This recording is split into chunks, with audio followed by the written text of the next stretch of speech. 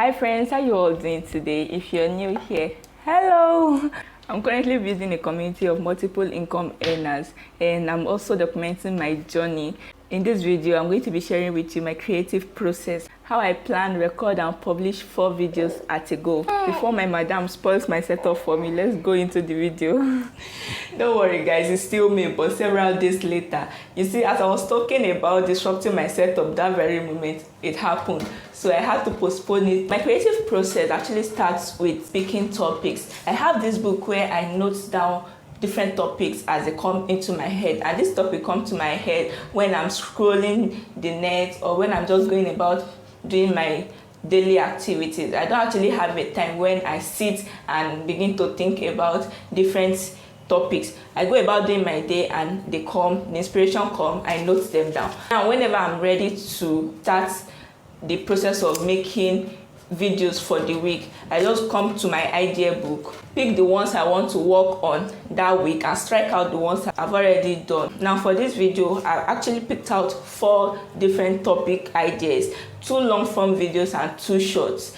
And the first one here is what I titled Creative Economy. You see, I belong to this network of creators, and this week we're talking about the different ways to make money even if you are not monetized yet. A lot of people share their experience of how they got brand deals even without being monetized. For people that are monetized, I also discuss the ways to maximize your income. So watch out for it, guys. So the next long form video idea is how to find a niche. This one is a message for the multi-passionate. I, as the leader of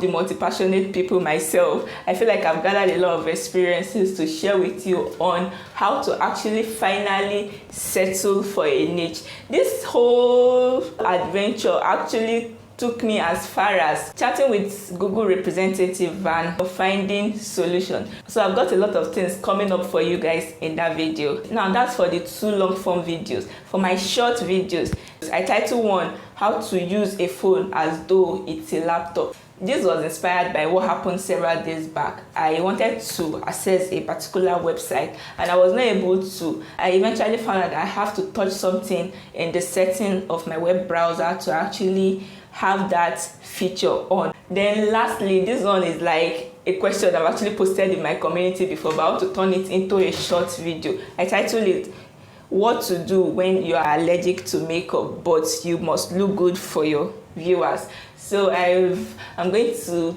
somehow turn it into an entertaining short but also one that would be engaging. So that is it for the ideas. Now we're going to go ahead to the next planning stage, which is picking out each of these videos and working on it individually. There are 3 stages to it. First is the hook, second is the body, and third is the conclusion. These 3 components are very important, so you need to pay attention to it. What is the hook? The hook, aka what to expect in the video, is actually the most important part of your video. It determines if your viewers are going to continue watching the video or if they are going to click off. And I'm talking about the first few seconds of your video. The trick I've learned is to actually script it. I mean it, you script it.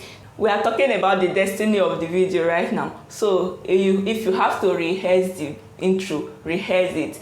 The facial expression, everything that it takes to actually get your viewers to keep watching, you do it. And what I'm telling you right now is like the best practice. It is what is recommended by all these different big creators. They script their hook, their intro, and they make sure they deliver. The next part of the video is the body. And guys, you have to make research. Even if you're making a vlog, let your vlog has a storyline. Don't come here wasting my data, please, because I will not come back. Fine, you have pretty face, handsome face, or your makeup is on fleek and your hair is beautiful, but please cut out all those places where you are like, so guys, no, we don't need it, cut it out. So make sure the body of your video is actually interesting all the way and not wasting people's time. And here is a tip for my lifestyle vloggers. always keep in mind the topic you have in mind before actually starting the vlog, such that your daily activity, which you may not be able to predict so much, is actually in line with the topic you had in mind. To the last part of the video, which is the conclusion. Guys, don't ever let your subscribers go.